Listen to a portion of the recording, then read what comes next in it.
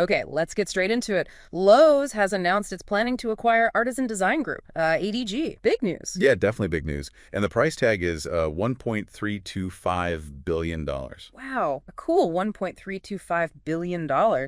That certainly catches the eye. It does. And it immediately signals, a really clear strategic direction for Lowe's, doesn't it? Right. So tell us a bit more about ADG. What's their focus? Well, ADG operates across the country. They provide design, distribution, and this is key installation services. Installation of what specifically? All sorts of interior finishes, like flooring, cabinets, countertops, kind of the works, really. Got it. And who are they primarily serving with these? Their main customer base is, well, the folks building our homes. So national builders, regional ones, local home builders too, and also property managers, keeping multifamily units updated. Makes sense. So they're deeply embedded in that professional side of things. Exactly. And they're not small. Yeah. Looking at their scale, ADG apparently brought in approximately $1.8 billion in revenue in fiscal year 2024.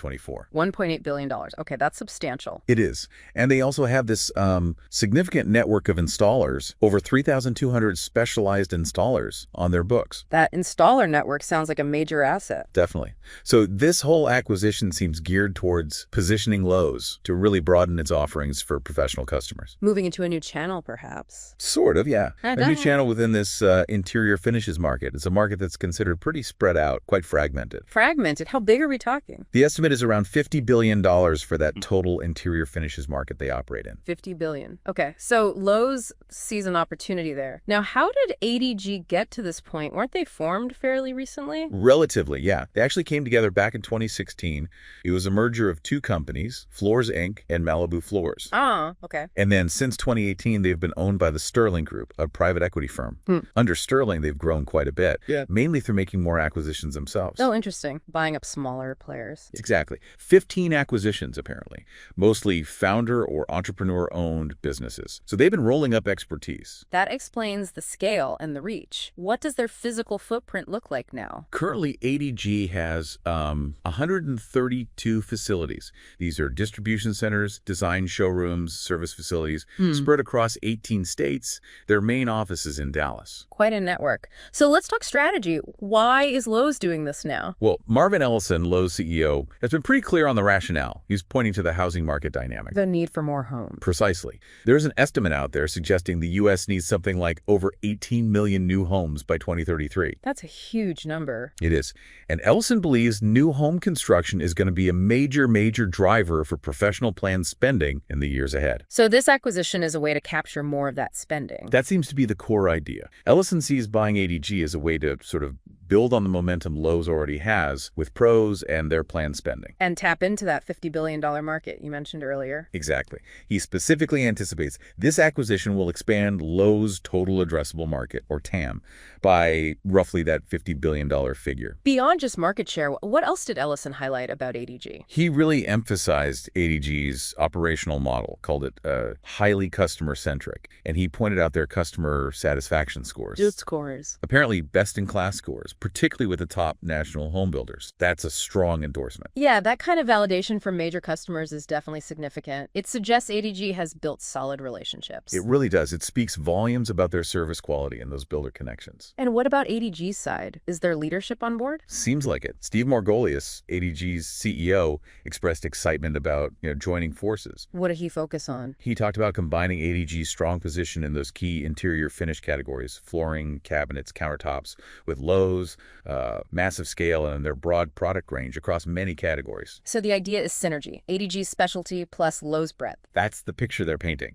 Margolius believes this combination will let them continue growing and offer an even more complete sort of end-to-end service to their existing builder and property manager clients. Okay, let's talk logistics. The price tag again, $1.325 billion. How's Lowe's paying for this? The plan is to use cash on hand, so no new debt issued specifically for this, it seems. And the timing, when do they expect this to close? The target is the second quarter of 2025, but, that's always subject to the usual conditions. Right, regulatory approvals and all that. Exactly. Standard closing conditions apply. Now, you mentioned Lowe's focus on pros earlier. This isn't happening in isolation, is it? They've been working on this segment for a while. Oh, absolutely. Lowe's has been actively trying to strengthen its business with professional customers. They've updated their pro loyalty program, tailored store layouts, improved delivery, lots of initiatives. And they're a massive retailer. retailer overall. Huge. They serve, what, millions of customers each week in the U.S. alone? Their total sales for fiscal 2024 were over $83 billion. They have that enormous network of stores and, hundreds of thousands of employees. So acquiring ADG is really adding another specialized layer onto that existing pro strategy. That's a good way to put it. It's a significant enhancement, focusing specifically on this installation and design piece for builders. And we can't really discuss this without mentioning the competition, can we? Not really, no. The elephant in the room, or perhaps the orange apron, is Home Depot. Right. Home Depot has also been making very public, very large moves targeting the professional market. Definitely. Yeah. Most notably, their big announcement earlier this year about acquiring SRS Distribution. That was a massive deal focused squarely on the pro roofing and building supply distributor. So is Lowe's buying ADG a direct response to that? It certainly looks like it fits into that competitive dynamic. You have these two home improvement giants really battling for a larger share of that lucrative professional customer wallet.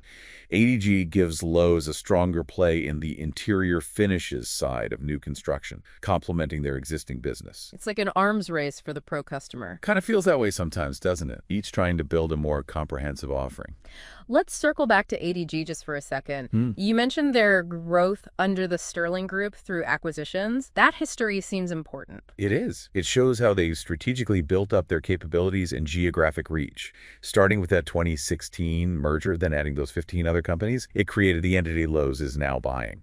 And they've presumably integrated these businesses effectively. Ellison mentioned their operating model. Presumably, yes. And they've also invested in technology. There was mention of their proprietary digital tool. Design Central Solution. That's the one. Design Central Solution. It's an example of the digital tools they offer their B2B customers, streamlining the design and selection process. So Lowe's isn't just getting installers and facilities, they're getting digital tools too. Right. And the expectation is that this acquisition will significantly boost Lowe's own digital footprint, specifically within that B2B construction services sector. Okay, this has been really insightful. Maybe we should start wrapping up and summarize the key points. Oh, good. So fundamentally, Lowe's decision to spend $1.325 billion on Artisan Design Group is a major strategic play, no doubt about it. Absolutely. It's laser focused on penetrating deeper into that professional builder market and grabbing a bigger piece of the action there. And ADG brings serious scale to the table, that $1.8 billion in revenue, the nationwide network, those 200-plus installers. Operating within that sizable, estimated $50 billion interior finishes market. So Lowe's gets an established player with valuable expertise in design, distribution, and installation, which are crucial services for home builders and property managers, the exact customers Lowe's wants more of. Right. And it really highlights Lowe's ambition, doesn't it? They want to capitalize on that projected long-term growth in housing construction. And, of course, compete head-on with Home Depot and others who are also aggressively courting those pro customers. The competitive landscape is definitely heating up. This move adds another dimension to that rivalry. It really does set the stage for some interesting developments. What happens next will be fascinating to watch. For sure. How well they integrate ADG, how the market responds, how competitors react. Lots to keep an eye on. Definitely something we'll continue to track.